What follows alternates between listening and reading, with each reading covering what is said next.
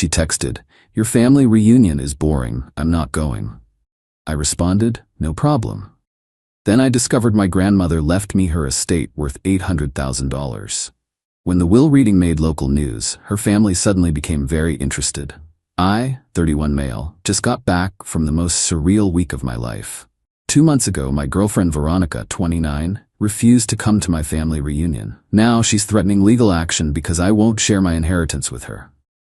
Let me explain how we got here. Veronica and I had been together for almost 3 years. Lived together for the last 18 months in a rental house, my name on the lease, but we split everything 50-50. She worked in pharmaceutical sales, made decent money, about $75. I'm an HVAC technician, made around 55Ks. Not rich, but comfortable. My family has this annual reunion every July. Nothing fancy, just a weekend at my Grandma Dorothy's old farmhouse. Potluck dinners, card games, catching up with cousins. Veronica came the first year we dated, spent the whole time on her phone, complained about the heat, the bugs, the boring old people stories. Last year she straight up refused to go. This year, when I mentioned it was coming up, she didn't even look up from her iPad. "Your family reunion is boring, I'm not going. It's just one weekend, Grandma Dorothy specifically asked about you." She rolled her eyes. "Your grandmother can barely remember my name. Besides, I have that spa weekend with Brittany and Jade that same weekend." The spa weekend she'd been planning for months. With her 2 best friends who honestly treated me like I was invisible whenever they came over. "No problem," I said. And I meant it. If she didn't want to spend time with my family, I wasn't going to force her. What I didn't tell her was that Grandma Dorothy had been calling me more often lately. Asking about old memories, wanting to hear about my work, my life. She'd been sick, heart problems, but seemed to be doing better. She specifically asked if that girl who doesn't like cornbread was coming. That was Veronica. Grandma remembered everything. The reunion was different, quieter. Grandma Dorothy looked frailer, but her mind was sharp as ever. She pulled me aside Saturday evening, sitting on the porch while everyone else was inside playing cards. "Tommy," she said, only she still called me that. "You're a good boy. Always were. Fixed my kitchen sink when you were 12, remember?" I remembered. Made a huge mess, but she'd been so proud. "You got a good head for fixing things, and for knowing what's worth fixing and what ain't." She patted my hand, her wedding ring loose on her thin finger. "That girl of yours, she thinks we're boring?" "Grandma, she just had other plans. Boy, I got 2 master's degrees and ran a construction company for 30 years. I ain't boring. I'm selective about who deserves my interesting." 3 weeks later, Grandma Dorothy passed away in her sleep. Veronica's response when I called her crying from the hospital, "Oh no, that's sad, but at least she was old, right?" It was her time. I drove to the funeral alone. Veronica had a crucial client dinner she couldn't miss. Update 1. The will reading was yesterday. I thought I might get Grandma's old pickup truck, maybe some tools from Grandpa's workshop. What I wasn't expecting was her lawyer, Mr. Garrison, to hand me an envelope with my name on it. Inside was a handwritten letter and a copy of her will. The letter, I'm paraphrasing some parts. "Tommy, if you're reading this, I'm probably giving St. Peter a hard time about the air conditioning up here. I want you to know I've been watching you these past years. You work hard, you're loyal, and you've got your grandpa's gift for fixing things. I'm leaving you the farmhouse and the land, 42 acres, plus what's left of my savings and investments. Use it wisely. Maybe that girl of yours will think we're less boring when she sees what boring built. Or maybe you'll realize what your grandpa told me 50 years ago. Money doesn't change people. It just shows you who they really were all along. Love, Grandma Dorothy." The estate value, approximately $800,000. The farmhouse and land were worth about $500. Developers had been sniffing around that area for years. The rest was in savings, bonds, and a surprisingly robust investment portfolio. My Uncle Richard got $50 and some family heirlooms. My Aunt Diane got $50 and Grandma's jewelry. A few other cousins got smaller amounts, but the bulk went to me. I sat in my truck in the parking lot for an hour, just staring at the papers. Then I drove home. Veronica was on the couch with Jade and Brittany, wine glasses everywhere, laughing at something on TV. "Hey babe," she said without looking up. How was the lawyer thing? Did you get that old truck? Yeah, something like that. I went to bed early, needed to think, needed to process. Grandma Dorothy had changed my entire life, and the woman I'd been with for 3 years couldn't even remember she'd died. Then this morning, everything changed. Mr. Garrison had filed the will with the probate court. Standard procedure. What he didn't expect was for some local reporter to be there covering a different story, see the filing and recognize the farmhouse address. Apparently, there'd been a big development deal trying to buy that land for months. The headline in the local paper, "Local HVAC tech inherits prime development land worth $500,000. It went online. My phone started blowing up. Old high school friends, distant relatives, everyone suddenly wanted to catch up. But the most interesting reaction came from my living room. "Tommy!" Veronica screamed. "What the hell is this?" She was holding her phone, showing me the article. Jade and Brittany were behind her, eyes wide. "Why didn't you tell me? $800,000. It was yesterday. I'm still processing." "Processing? You're processing? We've been together 3 years and you didn't immediately tell me we just became rich."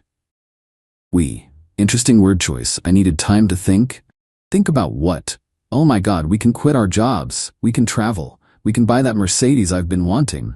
We. For this is my inheritance from my grandmother, the grandmother whose funeral you couldn't attend. She actually laughed. "Are you seriously going to be petty about that? I had to work, and now I don't." "We don't," Brittany chimed in.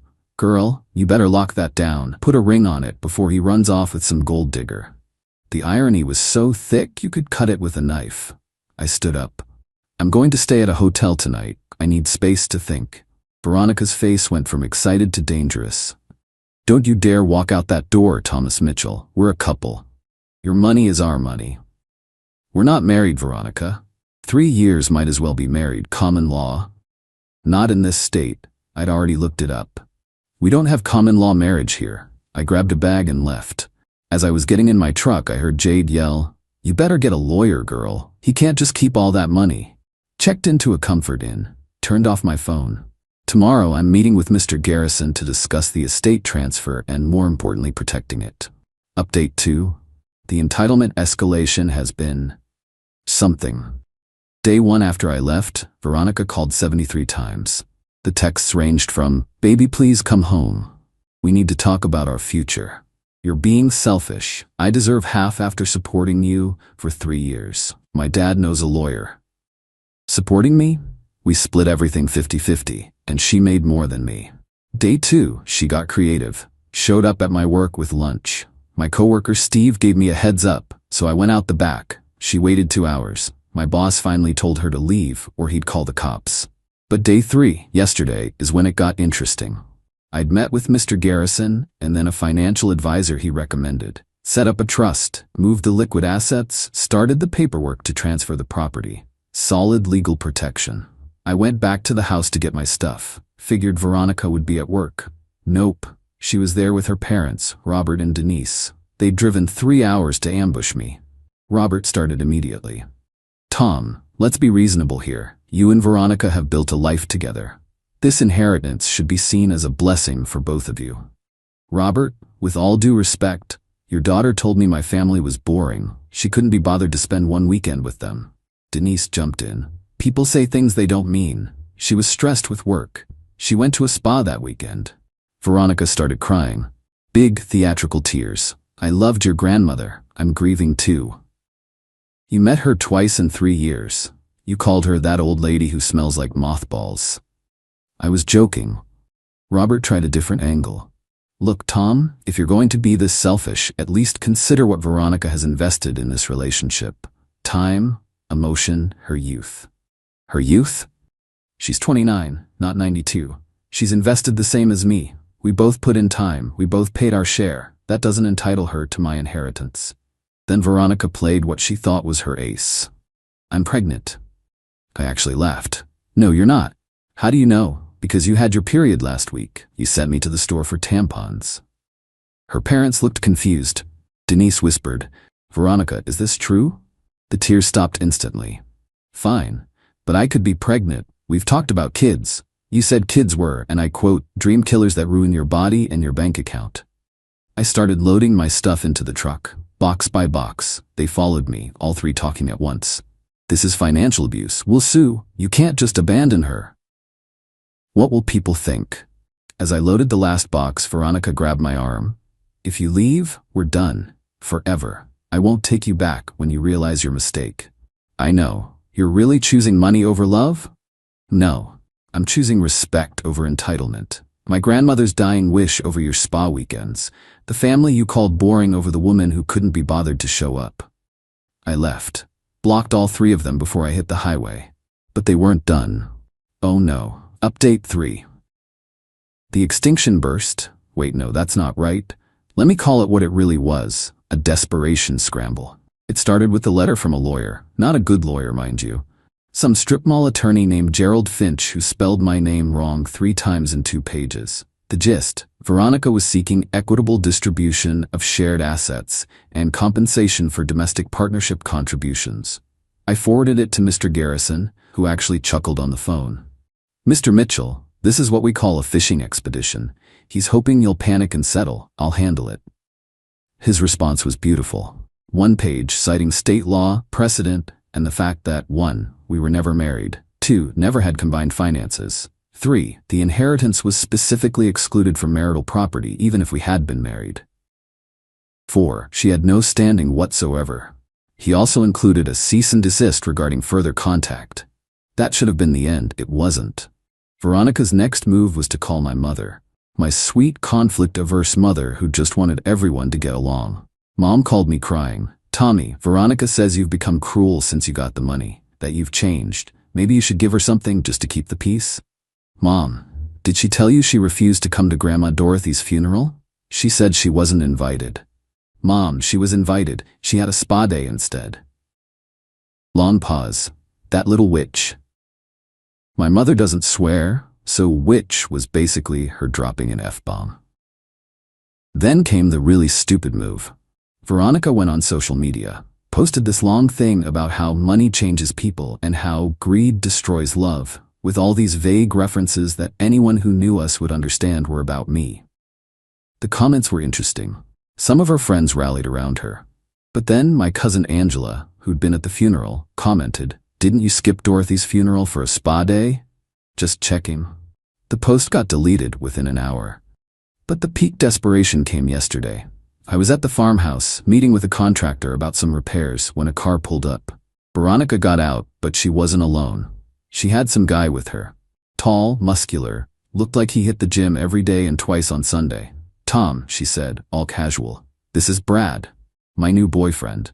Brad looked uncomfortable as hell. "Good for you," I said and went back to talking with the contractor. She raised her voice. "Aren't you jealous? Don't you care that I've moved on?" "Veronica, you're at my grandmother's house with some random dude trying to make me jealous. The only person who should be embarrassed here is Brad." Brad mumbled something about waiting in the car. "You can't just ignore me," she screamed. "We were together for 3 years." The contractor, an older guy named Jim, looked at her and said, "Ma'am, you need to leave. This is private property. It should be my property too." Jim pulled out his phone. "I'm calling the sheriff. Tom, you want to press trespassing charges?" Veronica ran back to the car. As they drove off, I could see her yelling at Brad, who looked like he was questioning all his life choices. "Last night, I got a text from an unknown number. This is Brad. Sorry about today. She said you were stalking her, and she needed protection. I'm out. Good luck, man." This morning, Veronica's dad called.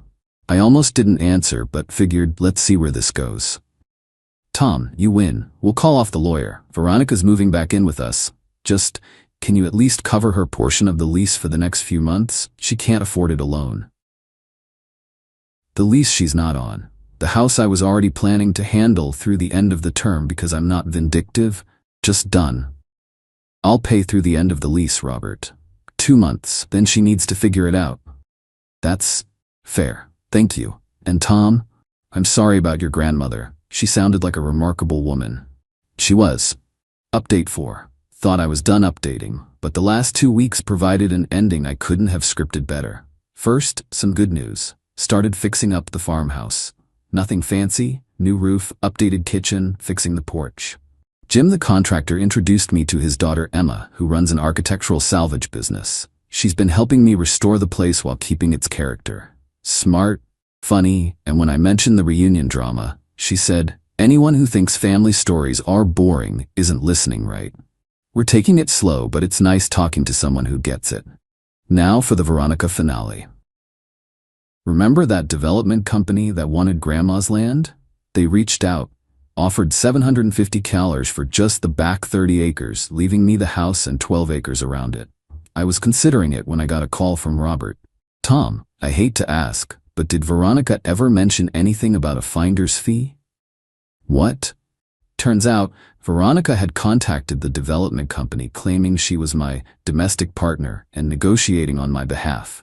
Told them she could convince me to sell for a 5% consultation fee, $37,500.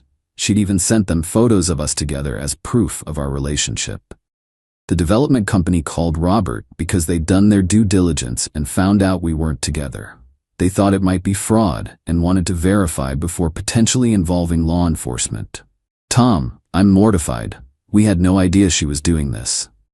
"What do you want me to do, Robert?" "Whatever you think is right. She's our daughter, but this has to stop." I called the development company, explained the situation, told them she had no authority to negotiate for me. They apologized, said they'd withdraw any dealings with her. I didn't press charges, felt like that would be excessive. But I did sell the back acreage to a different company for $800. The twist? I donated $50 to the local historical society in Grandma Dorothy's name. They're creating a scholarship fund for young women in construction and engineering. The announcement was in the paper today. Veronica saw it. I know because she texted from her mom's phone. "You could have given me that money. I actually knew you. That charity didn't." I didn't respond, but Denise did. She sent me a screenshot of her reply to her own daughter. "Veronica, stop. That charity will help young women who actually show up, unlike you. Brutal, but deserved." Final update. This really is the last update. Promise. The house is almost done. Emma and I have been spending more time together. She's teaching me about restoration while I fix her terrible coffee maker.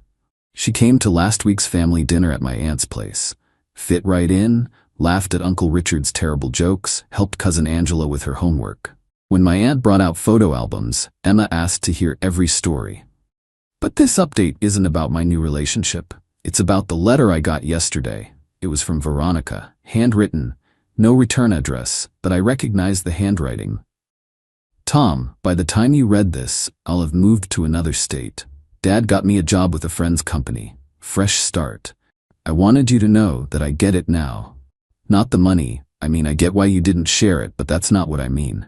I've been going through old photos, packing. Found one from that first reunion. Your grandmother was teaching me to play gin rummy. I was actually smiling. Really smiling, not posing. I'd forgotten that afternoon. She told me about meeting your grandfather, about building their business, about raising your dad. I was interested. I was engaged. Somewhere along the way, I decided your family was beneath me. Decided their stories were boring, their traditions were outdated, their love was something to endure rather than embrace. The money didn't change you. It revealed me. And I don't like what I see. Your grandmother left you more than money. She left you proof that you knew something I didn't. That showing up is more valuable than showing off. That boring Sunday dinners create more wealth than spa weekends. That family isn't about impressing people. It's about being present for them. I won't apologize for the lawyer or the lies. We both know they were desperate moves by a desperate person. But I am sorry for that text. The one about your family being boring. They weren't boring. I was just too self-important to listen. I hope you keep the farmhouse in the family. I hope you fill it with people who understand its value. I hope you find someone who sees what your grandmother saw in those Sunday dinners and summer reunions. I hope you find someone who shows up. Veronica P.S. Tell your mom the potato salad recipe she gave me 3 years ago is the only thing I make that my dad actually compliments. It's the one family tradition of yours I kept. I sat on Grandma Dorothy's porch, reading that letter twice. Then I folded it up, put it in the desk drawer, and went back to sanding the railings. Emma came by later with coffee and sandwiches. While we ate, she asked about the reunion coming up next month, the first one at the farmhouse since Grandma passed. "Will it be weird?" she asked. "Without your grandmother there?" "Maybe a little, but she left us the place to fill it with new memories. Can't do that if we don't show up." "Want company?" "Always." We sat there on the porch, watching the sunset over the back field. The same porch where Grandma Dorothy told me about knowing what's worth fixing and what ain't. She was right, as usual. Some things can't be fixed because they were never really broken, just incompatible. And some things are worth fixing because they were built on solid foundations. The farmhouse is the latter. It just needed someone to show up and do the work. As for Veronica, well, Grandpa was right too. Money doesn't change people. It just shows you who they really were all along. I'm keeping the farmhouse, I'm keeping the traditions, and I'm keeping the people who show up. That's all Grandma Dorothy ever asked for anyway. Edit. Since a lot of you asked, yes, the reunion was amazing. Emma made Grandma Dorothy's cornbread recipe, found it in her handwritten cookbook, and it was perfect. My mom cried. The good kind of tears. The scholarship fund has already selected its first recipient, a 19-year-old woman studying construction management. And Robert sent me a text last week. Veronica is doing well at her new job. She joined a local volunteer group. Maybe she learned something after all. Maybe she did. She texted at 3 a.m. "I'm at Jake's house. Come pick me up or we're done." I replied, "We're done then." Then I screenshot her location and sent it to Jake's pregnant wife. By sunrise, my ex was begging me for a place to stay because Jake's wife kicked them out. I, 32 male, was dead asleep when my phone buzzed at 3:14 a.m. My girlfriend Isla, 29, had sent a text that would end everything. "I'm at Jake's house. Come pick me up right now or we're done. I'm serious. You have 20 minutes. I stared at the message, fully awake now. Jake was her work friend who she swore was just a colleague. The same Jake who texted her constantly. The same Jake whose wife Bethany was 7 months pregnant. I typed back, "We're done then." Her response was instant. "Are you serious right now? I'm giving you a chance to prove you care. You're at another man's house at 3 a.m. What exactly am I supposed to prove? That you'll fight for me, that you actually give a shit? Nah, I'm good. Have Jake drive you home." She started calling. I declined. Called again. Declined. Then the texts exploded. "You're pathetic. A real man would come get his woman? I was just testing you and you failed. Jake treats me better than you ever did. I'm staying here tonight then, hope you're happy." That last text included her location pin. She was really at Jake's house, the audacity of sending me her location like it was some power move. I screenshot everything. Then I did something that drunk on anger me thought was brilliant. I found Bethany on Facebook, Jake's pregnant wife. Sent her a message with the screenshots and Isla's location pin. "Your husband has my girlfriend at your house at 3 a.m. Thought you should know." Message seen at 3:31 a.m. By 4:15 a.m., my phone was nuclear. "Isla, what did you do?" "Bethany is here. She's going crazy. I need somewhere to stay. Please. I'm sorry. Baby, please. She's throwing my stuff outside." I put my phone on silent and went back to sleep. Update 1. Woke up to 89 texts, 52 missed calls, and 16 voicemails. The highlight reel. From Isla, "You ruined everything. Bethany is divorcing Jake. I'm homeless because of you. My car is at Jake's and Bethany won't let me get it. This is abusive what you did." From Jake, "Yeah, this dumbass had my number. Bro, what the hell? You destroyed my marriage. Isla was just drunk and needed a place to crash. We're gonna have a problem." From random numbers, Isla's friends, "You're disgusting for what you did to Isla. She's crying at my place, you monster. Real men don't act like this." But the best message was from Bethany. "Thank you. I've suspected for months. Jake tried to say she was just a friend who needed help. I found her underwear in my bedroom. In my bedroom. They're both out. I'm keeping the house. My name's on it. You saved me from wasting more years on this cheater." Turns out Ela had been at Jake's since 11 p.m. They'd been drinking and, yeah. Bethany came home early from her night shift, she's a nurse, because she felt sick. Found them on the couch, not sleeping. Ela's stuff was literally thrown on Jake's lawn. Bethany changed the locks by 8 a.m. Her brother's a locksmith. Jake's clothes were in garbage bags on the driveway. The drama got better when I checked Instagram. Qley had posted stories all night. 11 p.m. Her and Jake doing shots. Caption, work friends who play together. 12 a.m. Her in what was clearly Jake's shirt. Caption, borrowed clothes hit different. 1 a.m. A mirror selfie in Jake's bathroom. Caption, feeling myself tonight. 2 a.m. Her on a couch with wine. Caption, Netflix and chill vibes. She deleted them all by morning, but guess who screenshot them? This guy. Then came the noon knock on my door. Qley, with her mom Diane. You need to let her in, Diane started. She made a mistake. No thanks. She lives here. No, she doesn't. She's never lived here. This is my apartment. She's been staying here for 8 months. As a guest. Her name's not on the lease. Qley started crying. Where am I supposed to go? Jake's house? Oh wait, this isn't funny. My stuff is locked in there. Your car? It's at Jake's. Better go get it then. Bethany won't let me. Sounds like a you problem. Diane went full Karen mode.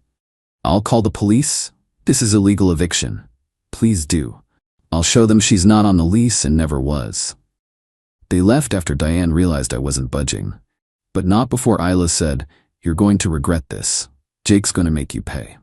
Update 2. Jake made his move. This absolute genius showed up at my work with 2 of his boys, Trevor and Manny.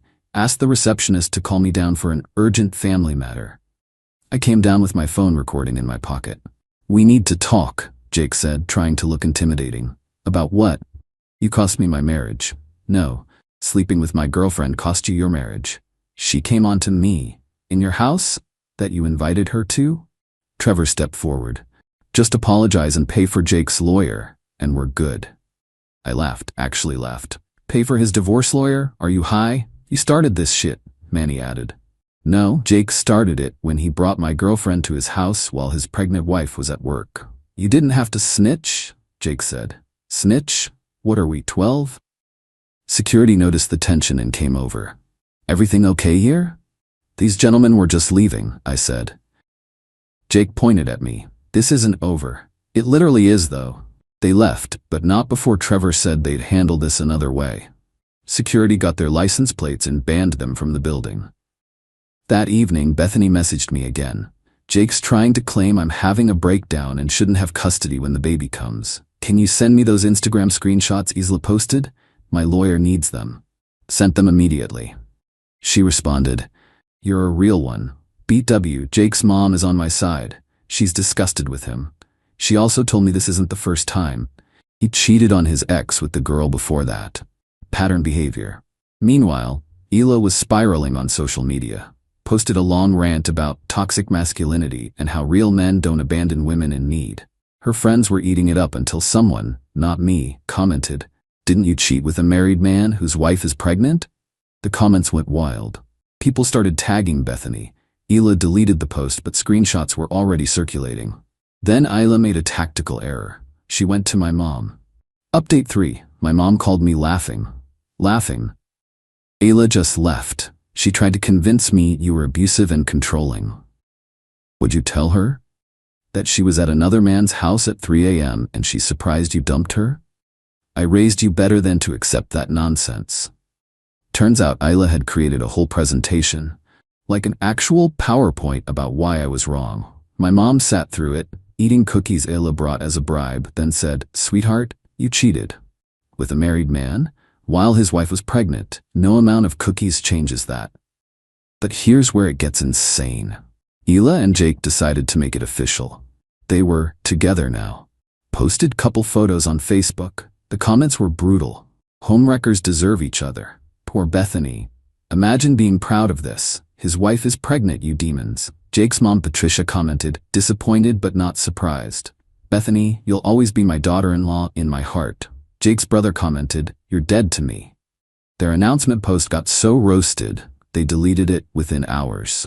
But the real karma came from work. See, Jake and Qley worked at the same company. Different departments, but same company. And that company had a strict policy about relationships requiring disclosure to HR. They never disclosed. Someone, definitely not me, but possibly Bethany, sent screenshots of their relationship announcement to their HR department. along with the Instagram stories from that night. And timestamps showing this had been going on for months. Both were called into meetings. Both were suspended pending investigation. Isla called me crying. "You got me fired. You got yourself fired. Company policy is clear.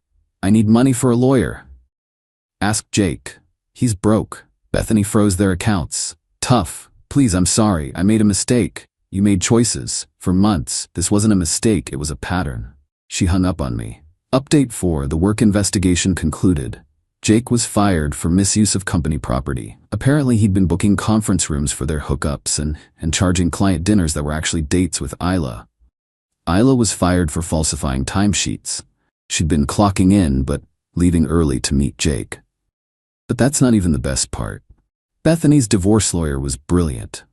Because Jake had been using marital assets, their credit card, for the affair, and because Bethany had evidence of the cheating, she got the house, primary custody when baby arrives, child support, alimony for 2 years. Jake's truck, it was in both names but judge awarded it to her. Jake had to move back in with his mom, at 35 with no job, no car, and a baby on the way that he'll see every other weekend. Patricia, his mom, told everyone at her church what he did. The whole congregation knows. She makes him stand up during prayer requests so people can pray for his redemption from sin. Isla wasn't doing better.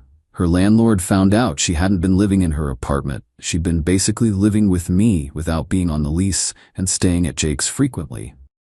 Violation of her lease terms. 30-day notice to vacate.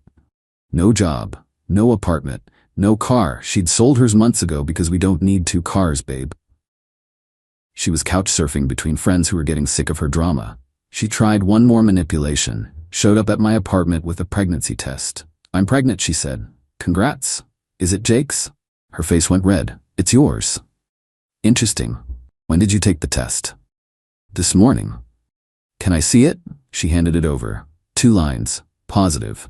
I pulled out my phone, did a reverse image search. The exact same pregnancy test photo was on a pregnancy announcement ideas Pinterest board from 2019. "Really? You're using Pinterest photos?" She grabbed the test and ran. Haven't seen her since. Final update.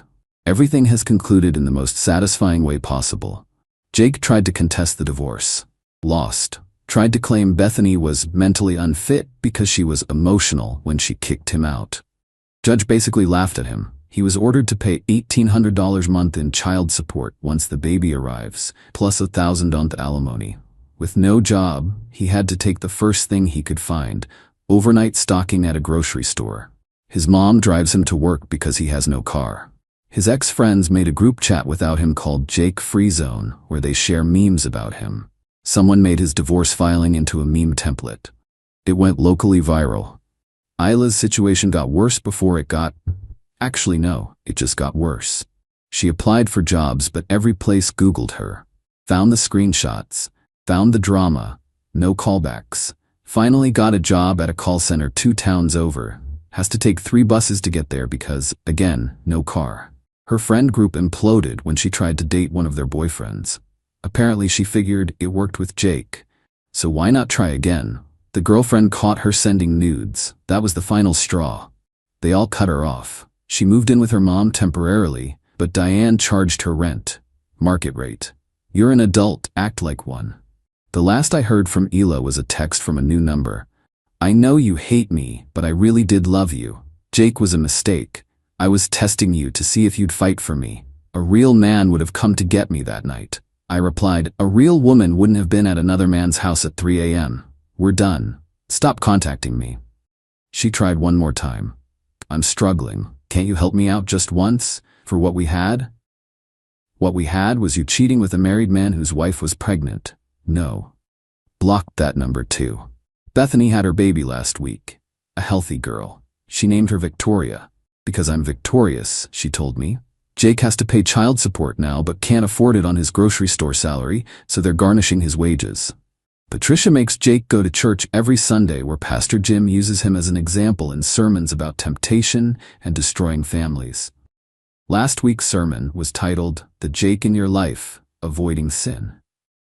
Jake had to sit in the front row. Bethany started dating an actual good guy, her daughter's pediatrician, Dr. Morrison. They met at a prenatal appointment and he was nothing but supportive through everything. Jake found out and posted about replacement dads on Facebook. Bethany's lawyer screenshot it for the custody file. As for me, I'm great. Got promoted at work. Turns out management appreciated how professionally I handled Jake's attempted confrontation. Started dating Portia, a software engineer I met at a coding bootcamp I've been taking. She thinks the whole story is better than reality TV and regularly asks for updates about Jake and Isla's continued downfall. Found out last week that Isla and Jake aren't even together anymore. Apparently, when you build a relationship on cheating and lies, it doesn't last. Who would have thought? Jake's now trying to date on apps, but his profiles keep getting found and roasted on local Facebook groups. Isla posted on Instagram about rising from the ashes and Phoenix energy with a selfie at the call center. 12 likes. Her mom commented, "Pay your rent."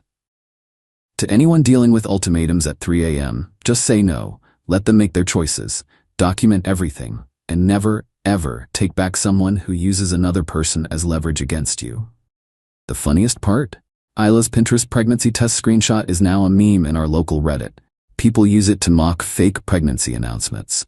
She's internet famous, just not how she wanted. Cool? Cool. P.S. Jake, if you're reading this, and I know you are, because Trevor told everyone you're obsessed with finding this post, your mom asked me to tell you that Pastor Jim wants to meet with you about next Sunday's sermon. From Jake to Jesus, a redemption story. Attendance is mandatory if you want to keep living in her basement.